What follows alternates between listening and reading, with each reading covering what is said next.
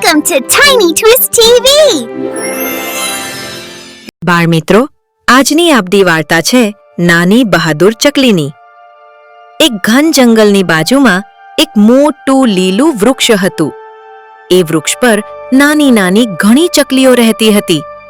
એમાં એક ચકલી બહુ નાની હતી, પણ એની આંખોમાં હિંમત અને બુદ્ધિ ઝળહળતી હતી. બધા એને ચિન્ની કહીને બોલાવતા. એક દિવસ ભયંકર પવન અને વરસાદ આવ્યો. ઝારો ડોલવા લાગ્યા. વીજળી ગર્જના કરતી હતી.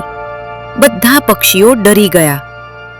વરસાદ શાંત થયો ત્યારે બધા ચકલીઓએ જોયું કે વૃક્ષ પાસેનું નાનું તળાવ હવે મોટું નદી જેવું બની ગયું છે. ચિન્નીનું માળું તૂટી ગયું. એનું એક નાનું ઈંડું પાણીમાં વહેવા લાગ્યું. મારું ઈંડું! ચિન્ની રડી પડી. બધી ચકલીઓ બોલી, હવે કંઈ નથી કરી શકાતું, પાણી બહુ છે. પણ ચિન્નીએ હાર ન માની. ચિન્ની નદી પાસે ઊભી રહી બોલી, હું મારું ઈંડું પાછું લાવીશ. બધા પક્ષીઓ હસવા લાગ્યા. તું એટલી નાની છે, નદી સામે શું કરી શકશે? ચિન્ની બોલી, મોટું કામ કરવા માટે મોટું શરીર નહીં, મોટું દિલ જોઈએ.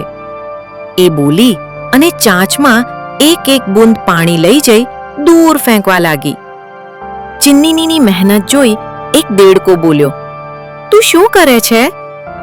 ચિન્નીએ બધું કહ્યું. દેડકોને દયા આવી. એ બોલ્યો, હું પણ મદદ કરીશ. થોડીવારમાં એક કાચબો આવ્યો. એ બોલ્યો, હું પાણીનો રસ્તો બંધ કરવામાં મદદ કરીશ. હવે ચિન્ની એકલી નહોતી. અચાનક એક મોટો સાપ આવ્યો. એ ગુસ્સે થઈ બોલ્યો, આ નદી સાથે ખોટું કરવાનું બંધ કરો. બધા ડરી ગયા. ચિન્ની ડરી નહીં. એ શાંતિથી બોલી, અમે ફક્ત મારું ઈંડું બચાવી રહ્યા છીએ. કૃપા કરીને મદદ કરો. ચકલીની સચ્ચાઈ જોઈ સાપનું દિલ પીગળી ગયો. હું નદીના કિનારે ઊભો રહી પાણી ધીમું કરીશ એ બોલ્યો. હવે હરણ આવ્યું, હાથી આવ્યો, મોર, વાંદરો બધા મદદ કરવા લાગ્યા. કોઈ પથ્થર મૂકે, કોઈ ડાળીઓ લાવે, કોઈ પાણી બીજી દિશામાં વાળી દે. જંગલ એક પરિવાર બની ગયું. થોડા સમયમાં પાણી ઓછું થવા લાગ્યું. ચિન્નીનું ઈંડું એક જાળીમાં ફસાયેલું દેખાયું. ચિન્ની ઉડીને ગઈ. ઈંડું સુરક્ષિત હતું. મારું ઈંડું બચી ગયું!